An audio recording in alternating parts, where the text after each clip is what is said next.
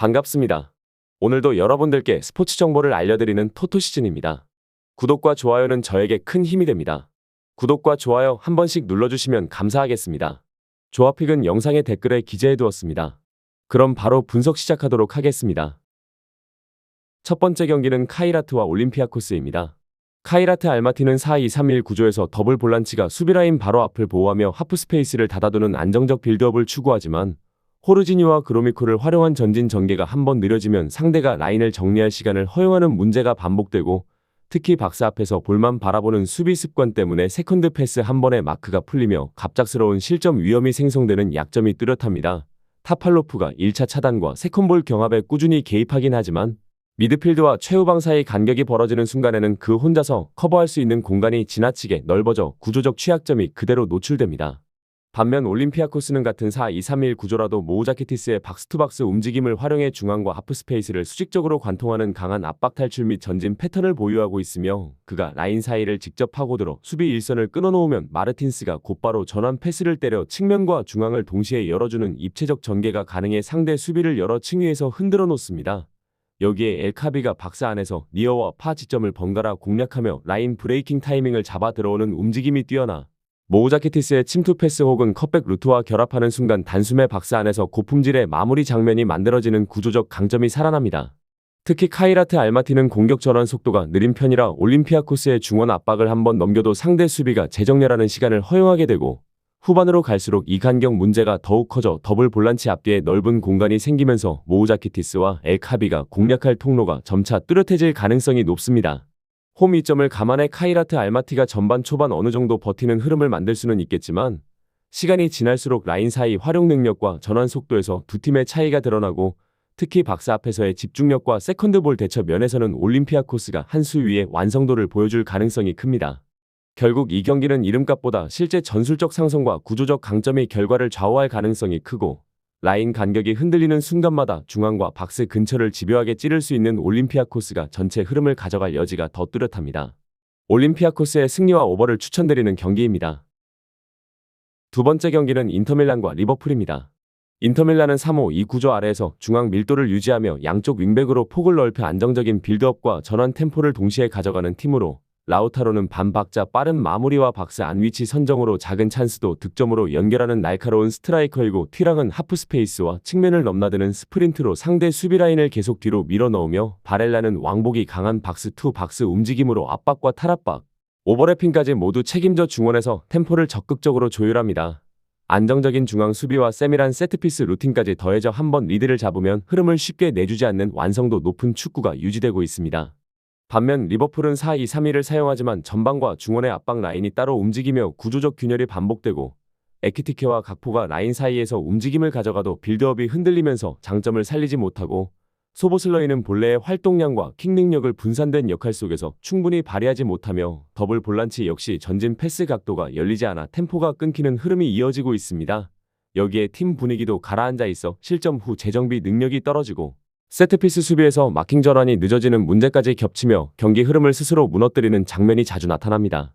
이런 구도에서는 인터밀란이 중앙과 하프 스페이스를 유기적으로 공략하며 라우타로와 튀랑의 움직임을 연결해 박스 근처에서 더 많은 유효한 찬스를 만들어낼 가능성이 높고, 바렐라가 리버풀의 더블 볼란치를 계속 흔들어 간격을 벌리는 순간부터는 윙백의 크로스와 이선 침투까지 다양하게 연결돼 경기 템포가 자연스럽게 인터밀란 쪽으로 기울어질 공산이 큽니다. 반면 리버풀은 한두 번의 개인 기량으로 위협을 만들 수는 있어도 흔들린 구조 속에서는 90분 내내 균형을 유지하기 어려운 흐름이며, 특히 코너킥과 프리킥에서 집중력이 떨어지는 상황은 인터밀란 세트피스 루틴의 치명적인 약점이 될 전망입니다. 전반적인 조직력과 라인 유지력, 골 결정력, 분위기 모든 면에서 인터밀란이 더 탄탄한 팀으로 보이며, 경기 전체의 흐름 역시 인터밀란이 관리하는 시나리오가 가장 자연스럽게 예상됩니다. 인터밀란의 승리와 언더를 추천드리는 경기입니다. 세 번째 경기는 아탈란타와 첼시입니다. 아탈란타는 3-4-3 구조에서 윙백과 이선이 동시에 박스 근처까지 올라가며 전방 압박과 빠른 전진 패턴을 결합한 팀으로, 스카마카가 등져받는 볼로 공격의 기둥을 세우면 데 케텔라에르와 파살리치가 하프 스페이스를 파고들어 세컨 찬스를 만들어내는 전환력이 매우 안정적으로 작동합니다. 상대가 빌드업을 시도하는 순간 압박 강도를 한 단계 끌어올리며 높은 지점에서 공을 탈취하는 전술이 이미 확립되어 있고, 탈취 직후에는 곧장 박스 안침투와 컷백, 낮은 크로스를 연속적으로 이어가는 폭발력을 갖추고 있어 첼시처럼 뒷라인과 중원이 분리되는 시간이 많은 팀에게는 구조적으로 까다로운 상대가 될 가능성이 큽니다. 첼시는 4-2-3-1에서 엔소를 중심으로 전개를 시도하지만 아탈란타의 하이프레싱을 정교하게 벗겨낼 수 있을지는 여전히 물음표이며, 풀백과 윙어가 동시에 전진한 상황에서 공을 잃을 경우 측면 하프 스페이스가 크게 열리는 약점도 처치하지 못한 채 이어지고 있습니다. 주앙 페드로와 페드로 네투가 역습에서 개별 능력으로 한두 번 위협을 만들 수는 있지만, 전체 빌드업이 불안정한 상황에서는 공격 템포가 끊기고 전방 개체들이 고립되는 흐름이 반복되기 쉽습니다. 반면 아탈란타는 교체 카드까지 활동량과 압박 강도를 유지해 후반에도 템포를 떨어뜨리지 않는 구조라 경기 시간이 지날수록 단순한 압박을 넘어 박스 근처 볼 점유와 세컨볼 점유율까지 우위를 가져갈 가능성이 높습니다. 결국 이 매치는 전방 압박과 전환 속도, 그리고 탈취 이후 마무리 패턴의 완성도에서 더 앞선 팀이 주도권을 잡는 경기이며, 구조적 안정감과 전술적 응집력이 더 선명한 쪽은 아탈란타라고 판단됩니다. 아탈란타의 승리와 언더를 추천드리는 경기입니다. 네 번째 경기는 토트넘과 슬라비아 프라하입니다. 토트넘은 4-2-3-1 구조로 중원에서 팔리냐가 강한 차단과 넓은 커버 범위를 책임지며 경기의 중심을 잡고, 탈취 직후에는 사비 시몬스가 라인 사이에서 빠르게 공을 받아 전진 템포를 끌어올리는 방식으로 공격의 흐름을 지배하는 팀입니다. 히샬리송은 박스 안에서 제공권과 마무리를 모두 갖춘 동시에 등지는 움직임으로 이선의 움직임을 열어주는 축 역할을 해주어 3명이 연결되는 순간 토트넘의 공격은 매우 직선적이며 위력적인 형태로 전환됩니다. 특히 하프 스페이스에서 사비 시몬스가 공을 받는 순간 상대 수비가 한 줄로 눌리기 때문에 풀백의 오버래핑까지 겹쳐 폭을 넓히면 상대는 중심과 외곽을 동시에 막아야 하는 부담을 떠안게 됩니다. 반면 슬라비아 프라하는 3-4-1-2에서 윙백을 높게 올리며 공격 숫자를 만들지만, 이 과정에서 미드필더 라인이 제때 내려오지 못해 수비와 중원 사이 공간이 크게 벌어지는 구조적 약점이 반복되고 있습니다. 자페이리스가 빌드업의 중심을 잡으려 내려오는 순간 3백과의 간격이 더 벌어지며, 이 공간은 토트넘 같은 라인 사이 침투형 팀에게 가장 취약한 형태가 됩니다. 프레코프를 활용한 롱볼과 세컨볼 싸움으로 역습을 노릴 수는 있지만 팔리냐의 커버 범위와 1차 차단 능력을 고려하면 같은 루트를 연속적으로 성공시키기는 쉽지 않아 보입니다. 경기 전체 흐름은 토트넘이 점유율을 바탕으로 상대 진영에서 압박을 유지하며 하프 스페이스로 꾸준히 침투하고, 슬라비아 프라하는 라인을 깊게 내릴수록 미드 수비 사이 공간이 더 넓어지는 악순환 속에서 버티는 형식으로 흘러갈 가능성이 큽니다. 후반에는 토트넘의 에너지 유지력과 템포 조절 능력이 더 돋보이면서 공격 볼륨이 증가할 것으로 예상되며, 사비 시몬스와 히샬리송 중심의 패턴이 반복될수록 슬라비아 프라하의 수비 부담은 눈에 띄게 커질 것입니다. 결국 공간 활용, 라인 간격 관리, 개인 기량 모두에서 토트넘이 훨씬 우위에 있는 매치업으로 토트넘이 경기 템포와 스코어를 주도할 가능성이 높습니다. 토트넘의 승리와 오버를 추천드리는 경기입니다. 다섯 번째 경기는 아인트호벤과 AT 마드리드입니다. 아인트호벤은 4-3-3을 기반으로 높은 수비 라인을 전진시키며 전방 압박과 점유율로 경기를 장악하려 하지만, 이 구조는 하프라인 근처까지 끌어올려진 센터백 뒤쪽의 넓은 공간을 안정적으로 관리하기 어렵다는 근본적 약점을 드러내고 있습니다. 페리시치와 반 본메리 측면과 하프 스페이스에서 만들 수 있는 공격 루트는 분명 위협적이지만, 스하우턴 중심의 빌드업이 압박 한 번에 끊어지는 순간 라인 간격이 크게 벌어지며 뒷공간이 즉시 취약지대로 변합니다. 문제는 이런 구조가 라인 브레이킹에 최적화된 공격수를 보유한 AT 마드리드를 만나면 위험이 배가 된다는 점인데, 훌리안 알바레즈는 내려와 연계 후 다시 재침투하는 움직임으로 수비의 중심을 흔들고, 줄리아로 시메오네는 오프사이드 트랩을 깨뜨리는 절묘한 타이밍의 침투로 상대 뒷공간을 무너뜨릴 수 있는 자원이라 아인트호벤의 높은 라인을 정면으로 겨냥할 수 있는 구성입니다. 중원의 파블로 바리오스는 탈압박 후 바로 전진하거나 측면으로 방향을 바꾸는 데 능해 아인트호벤이 전방 압박을 시도하는 순간 그 압박을 한 번에 벗겨낸 뒤 곧바로 뒷공간을 향한 속공을 연결하는 패턴이 반복될 가능성이 큽니다. 후반전 교체 싸움에서도 AT 마드리드는 빠른 발을 가진 자원과 활동량 좋은 미드필더를 지속적으로 투입할 수 있는 깊이를 갖고 있어 시간이 지날수록 아인트호벤 수비의 복귀 속도가 떨어지는 구간을 더욱 집중적으로 공략할 수 있다는 점이 큰 변수로 작용합니다.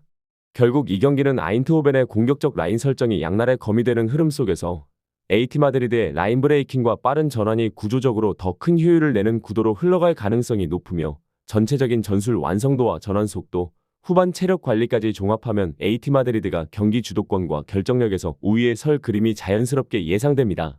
AT 마드리드의 승리와 오버를 추천드리는 경기입니다. 여섯 번째 경기는 AS 모나코와 갈라타사이입니다.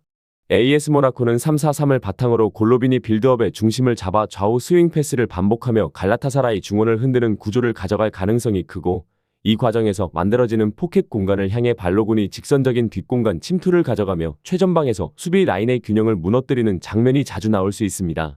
미나미노는 하프 스페이스로 내려와 한번 연결을 만들어주고 다시 박스 안으로 진입하는 재침투 패턴을 갖고 있어 골로빈의 스윙 패스와 발로군의 라인 브레이킹이 맞물릴 때 공격 전개가 유기적으로 이어지고 윙백들은 폭을 넓히면서도 세컨볼 회수까지 도와 2차 공격을 끊김없이 이어가는 강점을 지닙니다. 반면 갈라타사라이는 이카르디의 박스 장악력, 사내의 폭발적인 측면 돌파, 빈도안의 늦은 박스 침투를 통해 한두 번 결정적인 장면을 만들 잠재력이 있지만 튀르키예에서 모나코까지 이어지는 장거리 원정과 일정 부담으로 인해 후반으로 갈수록 압박 강도와 복귀 속도가 떨어질 가능성이 높고 풀백이 전진했다 복귀가 늦어지는 순간 하프 스페이스와 포켓이 동시에 열리는 구조적 위험까지 안고 있습니다. 이 때문에 전반에는 중간 블록으로 버티는 선택을 할 여지가 크며 이는 곧 골로빈이 더 편하게 공을 잡고 모나코가 폭넓은 전개를 이어가며 상대 블록의 옆구리를 압박하는 흐름으로 직결될 수 있습니다. 특히 모나코는 볼을 잃은 직후 전환 압박이 강해 갈라타사라이의 1차 빌드업이 피로 누적으로 느려지는 순간 앞선에서 탈취와 빠른 슈팅 연결이 반복될 가능성이 있고 시간이 지날수록 원정팀의 라인 간격이 벌어지면 발로군의 침투, 미나미노의 유연한 포지션 이동, 골로빈의 템포 조절이 박스 근처에서 연속적인 찬스 생산으로 이어지는 그림이 자연스럽게 예상됩니다. 총체적으로 보면 장거리 원정의 피로와 전환 속도, 포켓 공간 활용 능력에서 모나코가 유리한 구조를 확보하고 있어 경기 리듬을 더 오래 통제하며 득점 기회를 늘려갈 가능성이 높습니다. 모나코의 승리와 오버를 추천드리는 경기입니다. 마지막 경기는 위니옹과 마르세유입니다. 위니옹은 3-4-1-2를 기반으로 윙백을 높게 쓰며 공격 전개를 주도하려 하지만 플로르주와 볼란치 라인이 동시에 전진하는 구간에서 3백 앞 공간이 비고 전환 수비가 늦어지는 구조적 문제가 반복되며 아이트엘 하제의 탈압박 능력이 돋보이더라도 빌드업이 끊기는 순간 뒷공간이 크게 노출되는 약점이 드러나기 쉽습니다. 반면 마르세유는 4-2-3-1 블록을 촘촘히 유지하며 먼저 수비 구조를 단단히 세운 뒤 호이비에르가 인터셉트 직후 곧바로 전방을 찌르는 빠른 패스로 오바메양과 그린우드의 뒷공간 침투를 활성화하는 전형적 선수비 후역습 패턴을 가져가는 팀입니다. 오바메양은 수비 라인 어깨를 타고 들어가는 대각선 침투와 단방향 스프린트에서 특별한 위력을 가진 타입이라 위니옹 수비라인이 전진했다가 전환 순간 넓은 공간을 남겨두는 구조에서는 1대1 찬스가 여러 차례 발생할 가능성이 높고 그린우드는 오른쪽 하프 스페이스로 좁혀 들어오며 왼발 타이밍을 만드는 유형이라 전진한 윙백 뒤 공간이 열리는 위니옹 특성과 정면으로 맞아떨어집니다. 경기의 흐름은 위니옹이 홈에서 익숙한 공격적 운영을 펼칠수록 더 높은 라인 뒷공간을 남기게 되고 마르세유는 이 약점을 기다렸다가 단 한 번의 인터셉트와 전진 패스로 곧바로 위협적인 장면을 만드는 흐름으로 고착될 가능성이 크며 시간이 지나 수비 가담 속도가 떨어지면 호이비에르의 킬패스와 오바메양 그린우드의 침투는 더욱 날카롭게 박스 안으로 파고들 수 있습니다. 전체적인 전술적 상성과 공간 활용 능력 그리고 양팀이 경기를 풀어내는 방식까지 감안하면 위니옹이 라인을 높이는 순간마다 역으로 위험 부담을 떠안게 되고 빠르고 간결한 역습 구조를 갖춘 마르세유가 경기 흐름을 더 안정적으로 가져갈 가능성이 분명히 큰 매치업입니다. 마르세유의 승리와 오버를 추천드리는 경기입니다. 추가적인 조합을 원하신다면 구독과 좋아요를 눌러주시면 감사하겠습니다. 성공적인 수익에는 종종 운 이상의 것이 필요합니다. 정보에 입각한 성공적인 노림수가 필요합니다. 용어도 어렵고 혼자 쩔쩔매고 있었다면 지금 전문가의 도움을 받아보세요. 저희는 스포츠 정보와 분석글을 판매하지 않습니다. 스포츠를 좋아하는 모든 분들 즐기실 수 있게 가입 권유 없는 스포츠 카페를 운영 중입니다. 참여는 영상 댓글을 참고해주세요. 오늘도 영상 시청해주셔서 감사합니다. 내일 또 다른 분석으로 찾아뵙겠습니다.